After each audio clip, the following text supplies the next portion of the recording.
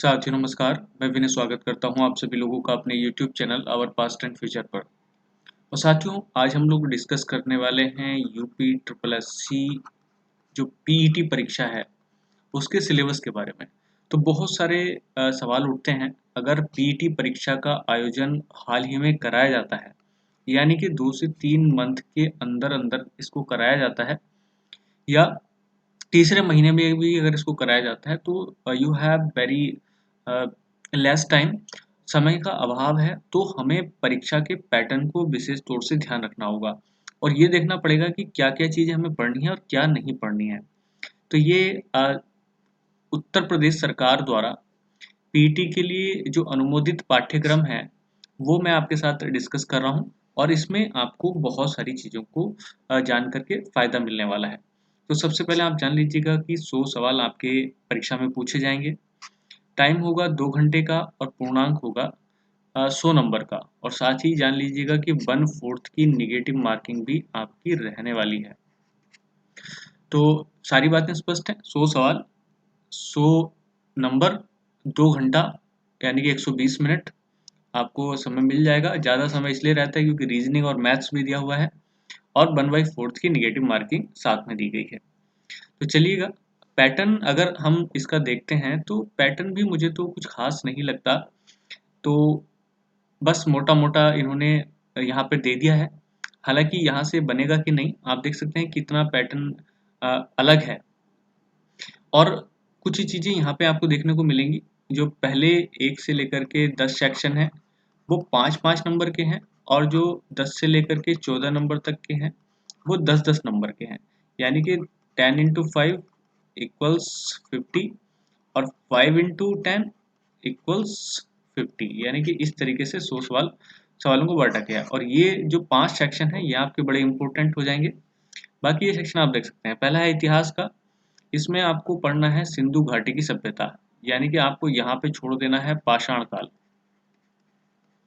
तो इससे पहले का पाषाण काल है, आदिकाल है, वो सब आपको छोड़ देना है, कुछ नहीं पढ़ना उसमें। सिंधु घाटी सभ्यता पढ़नी है, वैदिक संस्कृति पढ़नी है, बौद्ध धर्म पढ़ना है, जैन धर्म पढ़ना है। ध्यान से यहाँ पर इस्लाम पर बात नहीं हुई है और जो अन्य बाद में जनरेट हुए हैं जिसमें वैष्णव, शैव, वो कोई भी चीज़ आपको इसमें नहीं पढ़नी है।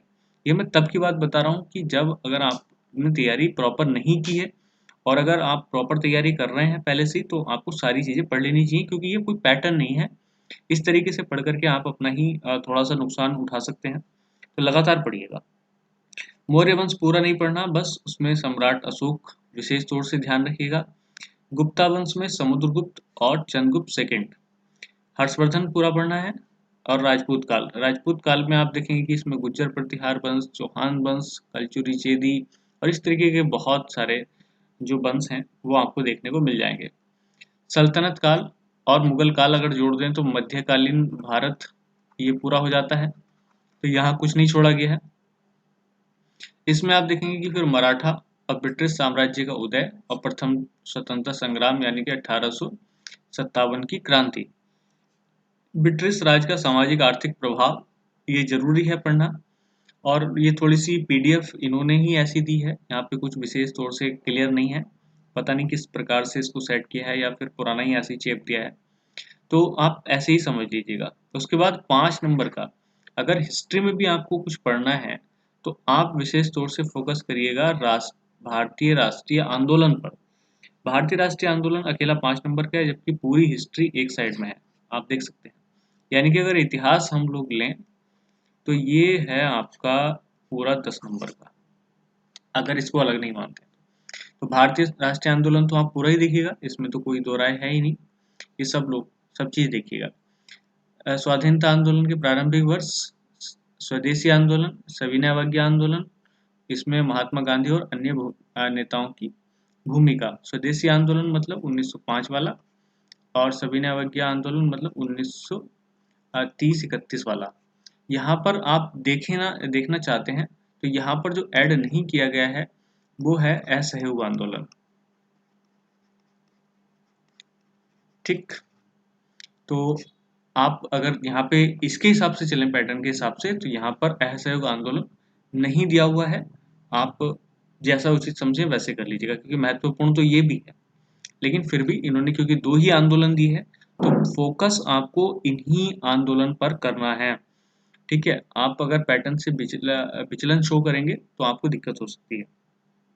क्रांतिकारी आंदोलन जितने हैं वो पढ़ने हैं, उग्रवाद पढ़ना है, वित्तीय संशोधन पढ़ने हैं, सॉरी विधायी संशोधन पढ़ने हैं, लेकिन खास तौर से पकड़ लीजिएगा इसको, यानी कि 1935 का एक्ट। अगर 1935 का एक्ट आप ध्यान से नहीं देखेंगे तो आपको दिक्कत हो जाएगी। तो क्योंकि भारतीय संविधान का बहुत बहुत सारा हिस्सा 1935 के एक्ट से लिया गया है, तो ये सब करना है। उसके बाद भारत छोड़ो आंदोलन भी आपको देखना है, ठीक, और आजाद हिंद फौज और नेताजी सुभाष चंद्र बोस को स्पेशली लेना है, ये यहाँ से पता चल रहा है। ज्योग्राफी में चलें तो भारत और विश्व का भूगोल, ये भी 5 नंबर का सेक्शन है। इसमें नदियां, नदियों की घाटियां, भूजल संसाधन, पर्वत पहाड़ियां, हिमनद, मरुस्थल, शुष्क क्षेत्र, वन, खनिज संसाधन, ध्यान से ये भारत विशेष, क्योंकि आपको पता है कि इतने सारे सवाल, अब इतने सारा सिलेबस है, 5 सवाल कहाँ से बन जाएंगे, 5 सवाल 5 सेक्शन से बन जाएंगे, तो सब में से तो आने का कोई मतलब ही नहीं है। तो जितना बड़ा ये पैटर्न इन्होंने दे रखा है, उसका कोई बनता नहीं है कि सारे टॉपिक से सवाल आएंगे, एक टॉपिक से एक सवाल भी नहीं बनने वाला है। भारत और विश्व का राजनीतिक भूगोल पढ़ना है, जलवायु मौसम पढ़ना है, और स्पेशली पढ़ना है टाइम जोन। तो टाइम जोन को अलग से लगा लीजिएगा, ठीक है। तो टाइम जोन अगर आप लोग अलग से नहीं पढ़ेंगे तो दिक्कत हो जाएगी, यहाँ पे लिखा हुआ है ऑलरेडी, जनसांख्यिकी परिवर्तन और प्रवास, ये आपको पढ़ना है।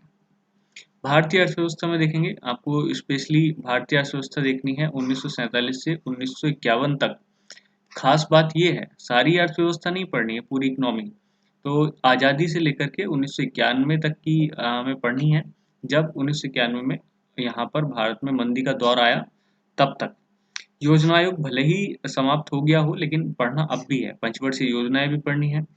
मिश्रित जो अर्थव्यवस्था है, निजी और सार्वजनिक क्षेत्र की, वो पढ़नी है। हरित क्रांति पढ़नी है, स्पेशली पॉइंट कर लीजिएगा। ऑपरेशन फ्लड पढ़ना है, मतलब व्हाइट क्रांति पढ़नी है, सफेद क्रांति, और बैंकों का राष्ट्रीयकरण और सुधार, 1991 के आर्थिक सुधार और उसके बाद की अर्थव्यवस्था। और उसके बाद आप देखेंगे वर्ष 2014 मोदी सरकार, तो जब से मोदी सरकार आई है, तो मोदी सरकार के सारे कारनामों को यहाँ पर जोड़ा जाना विशेष है। तो कृषि सुधार उसमें, ढांचागत सुधार उसमें, श्रम सुधार, और जितने भी सुधार 2014 के बाद हुए हैं वो सब आपको पढ़ने हैं, आर्थिक सुधार और जीएसटी स्पेशल, ठीक।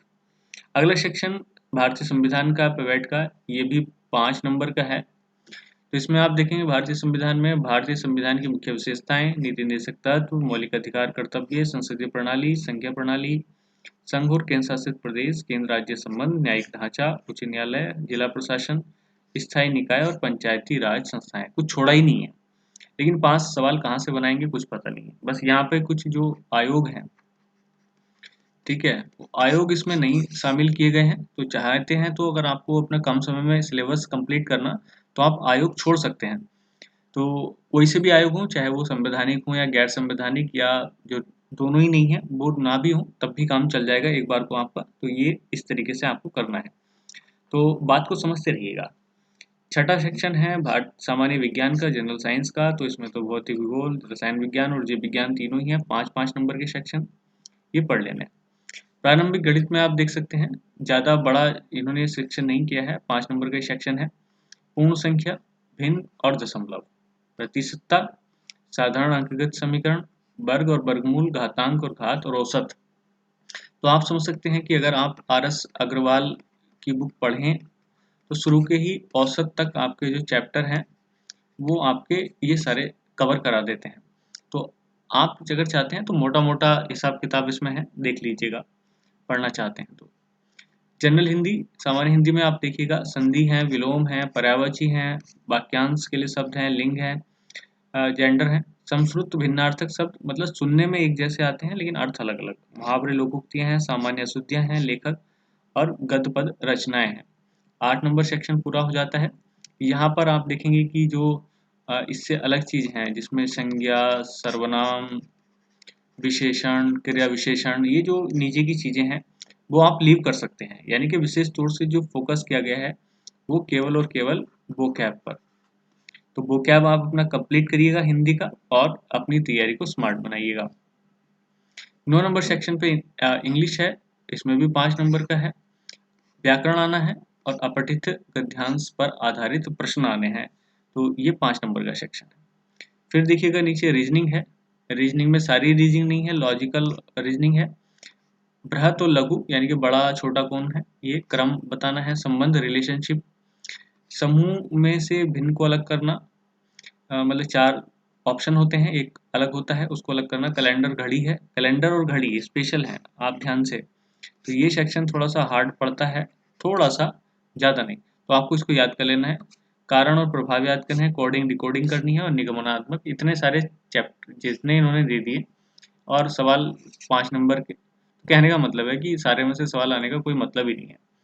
ये तो हुए ऊपर के 10 सवाल। अब जो 5 सेक्शन बचे हैं 10-10 नंबर के, ये आपके लिए इम्पोर्टेंट है।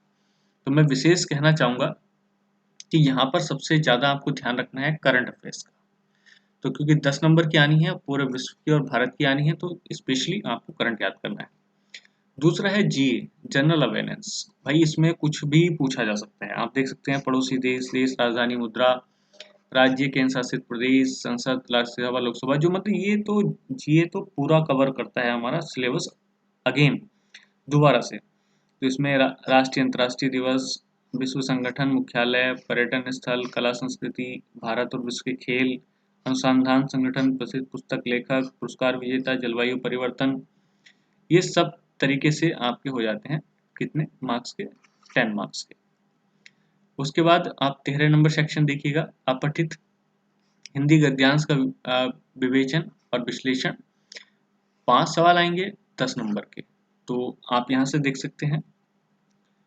उसके बाद ग्राफ की व्याख्या और विश्लेषण, 2 ग्राफ आने वाले हैं, प्रत्येक 5 नंबर, हर एक के 5-5 सवाल होंगे, इस तरीके से 10 नंबर। तालिका की व्याख्या आएगी, 2 तालिका आएंगी, 5 प्रश्न, और इसके भी 10 नंबर यहाँ पे दिख जाएंगे। और कुछ नीचे बात की गई है, इसको भी आप देख सकते हैं। 1 से लेकर के 9 तक शैक्षणिक विषयों के विषय में प्रश्नों की जो कठिनाई स्तर है, डिफिकल्टी लेवल है, वो राष्ट्रीय या सीधे सीधे कह लीजिएगा एनसीईआरटी द्वारा निर्धारित सेकेंडरी सीनियर स्टैंडर्ड का होगा। तो मतलब उतना ज़्यादा हैवी नहीं। परीक्षाओं का प्रकार वस्तुनिष्ठ प्रकृति का, और प्रश्न पत्र बहुविकल्पीय होगा, और 1/4 की निगेटिव मार्किंग यहाँ पे रखी गई है। तो ये हुई सारी हमारी बात जो हमारी जुड़ी हुई थी, क्या बोलते हैं, पीटी का जो पेपर है इससे जुड़ी हुई। अब यहाँ पे ये देखना है कि जो पेपर होना है वो कब होना है। तो पेपर जब भी हो, यानी कि अगस्त के बाद ये सितंबर या अक्टूबर, इन 3 महीने में कहीं भी एडजस्ट हो सकता है, बस इन 3 महीने को टारगेट बना करके चलिएगा। और जो अन्य स्टूडेंट हैं वो इस सिलेबस को ना देखें, क्योंकि इस सिलेबस मेरे हिसाब से बिल्कुल डिफरेंट है, ऐसे नहीं बनता सिलेबस, क्योंकि इस तरीके से बच्चों का थोड़ा सा रूटीन गड़बड़ाता है। लेकिन फिर भी जो लोग पहले से तैयार हैं, यानी कि जिनका पूरा बैकग्राउंड तैयार है, पूरा कोर्स कवर है, तो वो ये स्पेशल टॉपिक, ठीक है, स्पेशल टॉपिक कवर कर सकते हैं। तो अगर स्पेशल टॉपिक कवर कर लिए तो पीईटी आपका पहला स्टेज क्वालिफाई कर दिया जाएगा, ठीक है। और अभी नहीं पता क्वालिफाई करने के लिए इनके मापदंड क्या हैं, तो अगर पता चलता है कि कितने परसेंट, अगर ये जैसे कुछ परसेंट रखते हैं कि 60% क्वालिफाई करना है, उसके ऊपर लिए जाएंगे, क्योंकि कुछ ना कुछ मिनिमम पार्टी कुछ ना कुछ लिमिट तो रखी जाएगी, ऐसा नहीं है कि बिल्कुल लिमिट ना रखी जाए। तो लिमिट देखते हैं कितनी रखते हैं, कि 40-45 का या कुछ और जो भी रहेगा इस तरीके से। तो चलिएगा, सिलेबस आप समझ लीजिएगा और अपनी तैयारी को स्पेशल बनाइएगा। नेक्स्ट वीडियो के साथ हम फिर मिलेंगे, तब तक के लिए धन्यवाद। जय हिंद।